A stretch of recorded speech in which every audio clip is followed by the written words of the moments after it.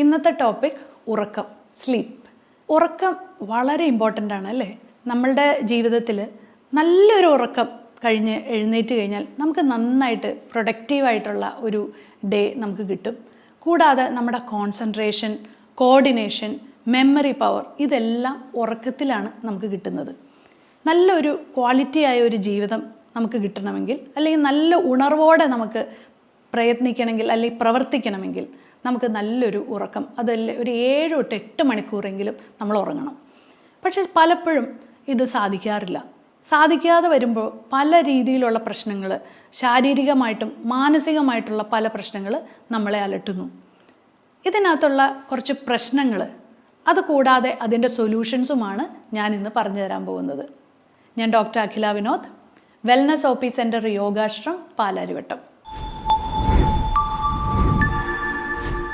ഇപ്പോൾ എൻ്റെ യോഗാശ്രമിലേക്ക് വരുന്ന പല പേഷ്യൻസ് പറയുന്ന കുറച്ച് കാര്യങ്ങൾ ഞാൻ പറഞ്ഞു തരാം.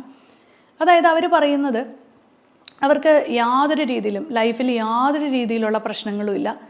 പക്ഷേ അവർക്ക് ഒരു വൈകുന്നേരമായി കഴിയുമ്പോഴത്തേക്കും അവർ ചില സമയത്ത് ഉച്ചയുറക്കം വളരെ മസ്റ്റാണ്.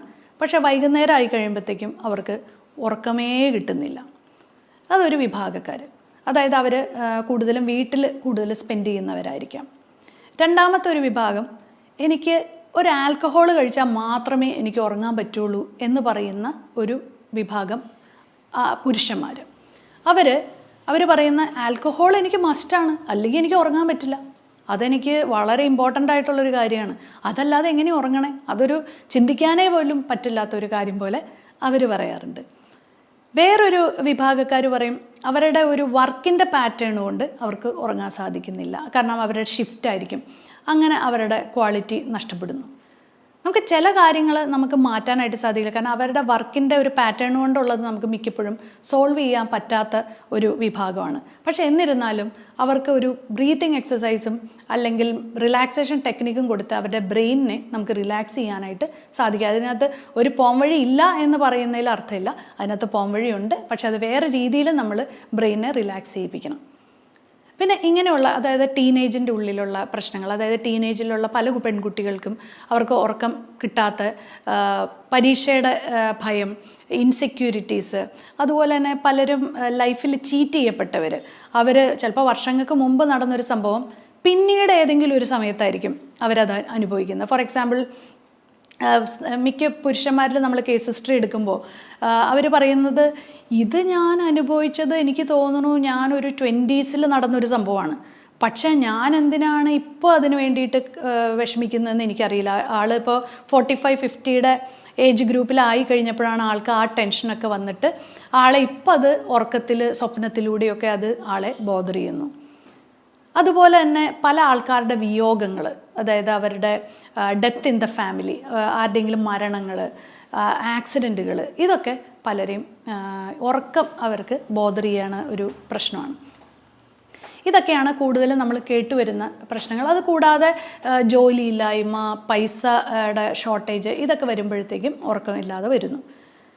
ഇപ്പോൾ ഈ സമയത്തൊക്കെ നമ്മൾ പറയുവാണ്, വളരെ നല്ല ഒരു യോഗ ചെയ്ത് ബ്രീത്തിങ് എക്സസൈസും റിലാക്സേഷനൊക്കെ ചെയ്ത് നിങ്ങൾ ഉറങ്ങിക്കോളൂ എന്ന് പറയുന്നതിൽ ശരിക്കും പറഞ്ഞാൽ അന്നേരം നമുക്കൊരു 50% റിസൾട്ടേ നമുക്ക് അതിനകത്ത് നിന്ന് കിട്ടുള്ളൂ.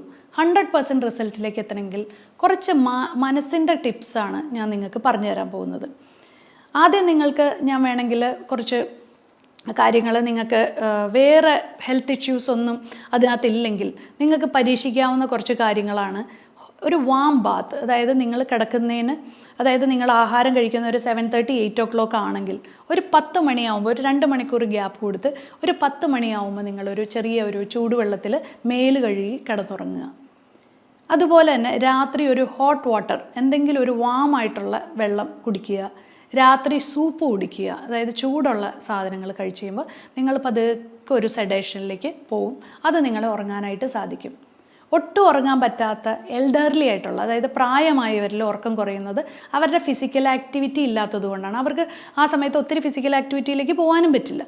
അപ്പോൾ അതുകൊണ്ട് തന്നെ അവരുടെ ഉറക്കം കുറയുന്നു. അന്നേരം അവർക്ക് ചെയ്യാൻ പറ്റുന്നതെന്ന് വെച്ചാൽ ഒരു ചെറിയൊരു ഇങ്ങനെ ബേസിൻ എടുക്കുക. ആ ബേസിൻ്റെ ഉള്ളിൽ കാല് വച്ച് ചൂടുവെള്ളത്തിൽ കാല് വെച്ചിട്ട് ഇരിക്കാൻ പറയുക.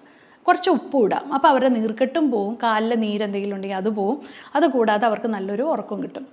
ഇങ്ങനെ കുറച്ച് പോം വഴികൾ നിങ്ങൾക്ക് നിങ്ങളുടെ വീട്ടിൽ തന്നെ ചെയ്യാം. പിന്നെ അത് കൂടാതെ ബുക്ക് വായിച്ച് കിടന്നുറങ്ങുക.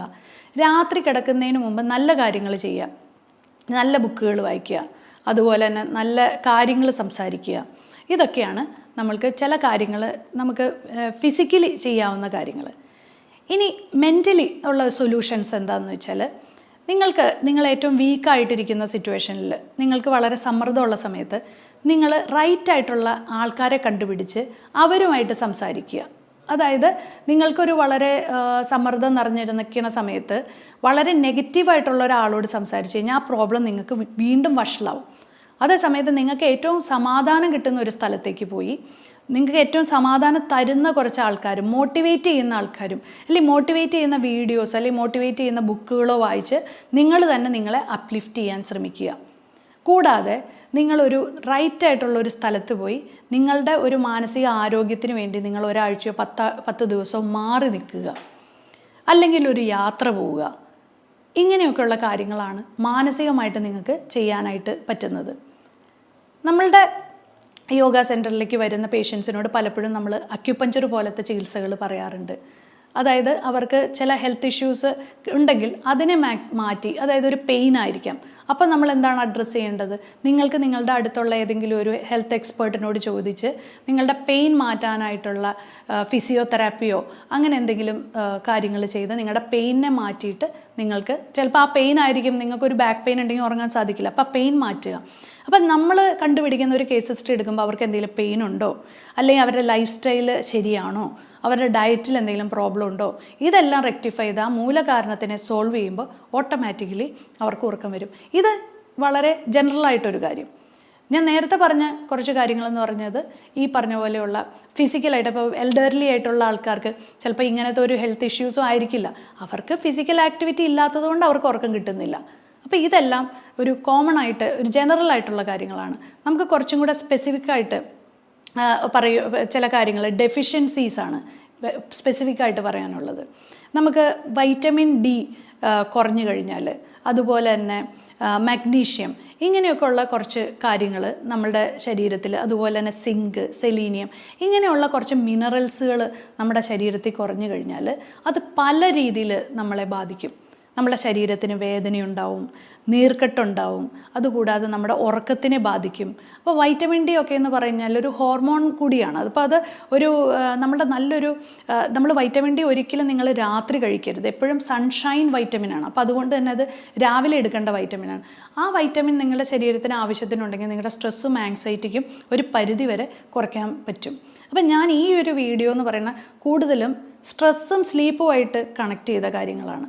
സ്ലീപ്പിനെ ബോദർ ചെയ്യുന്ന വേറെ പല ഹെൽത്ത് ഇഷ്യൂസും നിങ്ങൾക്കുണ്ടെങ്കിൽ കറക്റ്റായിട്ട് അതിനെ ടാക്കിൾ ചെയ്ത് തന്നെ പോയാൽ മാത്രമേ നിങ്ങൾക്ക് സ്ലീപ്പ് ഇൻഡ്യൂസ് ചെയ്യാനായിട്ട് പറ്റുള്ളൂ. അശ്വഗന്ധ പോലത്തെ ഹെർബൽ സപ്ലിമെൻറ്റ്സ് നിങ്ങൾക്ക് എടുക്കാം, അത് നിങ്ങളുടെ സ്ലീപ്പിനെ ഇത് ചെയ്യും. അതുകൂടാതെ കെമിക്കൽസ് ഉപയോഗിക്കാതിരിക്കുക, കൂടുതലും നാച്ചുറൽ ആയിട്ടുള്ള സാധനങ്ങൾ നിങ്ങളുടെ ശരീരത്തിൽ ഉൾപ്പെടുത്തുക, നിങ്ങളുടെ ഡയറ്റിൽ ഉൾപ്പെടുത്തുക. രാത്രി കഴിക്കുന്ന ആഹാരം വളരെ പ്രധാനമാണ്. ആസിഡ് റിഫ്ലക്സും അതുപോലെ തന്നെ വയറ് സംബന്ധമായിട്ടുള്ള രോഗങ്ങൾ കൊണ്ട് ഉറങ്ങാൻ പറ്റാത്തവർ വളരെ ശ്രദ്ധിക്കേണ്ടതെന്ന് വെച്ചാൽ നല്ലൊരു ഡയറ്റാണ് അവർക്ക് ആവശ്യം. ആ ഡയറ്റ് അവർ നന്നായിട്ട് സെറ്റ് ചെയ്യുവാണെങ്കിൽ, അത് പ്രത്യേകിച്ചും അവർ 7 മണിക്ക് മുമ്പ് ആഹാരം കഴിക്കാനായിട്ട് ശ്രമിക്കുക. അങ്ങനെ ആകുമ്പോൾ അവർക്ക് ചെറുതായിട്ടൊന്ന് വാക്കിങ്ങിനൊക്കെ പോയി ആ ആഹാരം ദഹിച്ചതിന് ശേഷം മാത്രം കിടന്നുറങ്ങാൻ ശ്രമിക്കുക. ഇത്രയും കാര്യങ്ങളൊക്കെ ചെയ്താൽ ഒരു പരിധി വരെ നിങ്ങളുടെ ഉറക്കമില്ലായ്മയ്ക്ക് ഒരു ആശ്വാസമുണ്ടാവും. അതല്ലെങ്കിൽ ഇതും ഒന്നും നിങ്ങൾക്ക് ഫലിക്കുന്നില്ലെങ്കിൽ തീർച്ചയായിട്ടും നിങ്ങളൊരു എക്സ്പേർട്ടിനെ കണ്ട് ഇത് റെക്ടിഫൈ ചെയ്യേണ്ട സമയമായി. അപ്പോൾ ഇനി ഇതുപോലെയുള്ള രസകരവും ഇൻട്രസ്റ്റിങ്ങുമായിട്ടുള്ള കുറച്ച് ഫാക്ട്സും അതുപോലെ തന്നെ അതിൻ്റെ പോംവഴികളുമായി ഇനിയും കാണാം.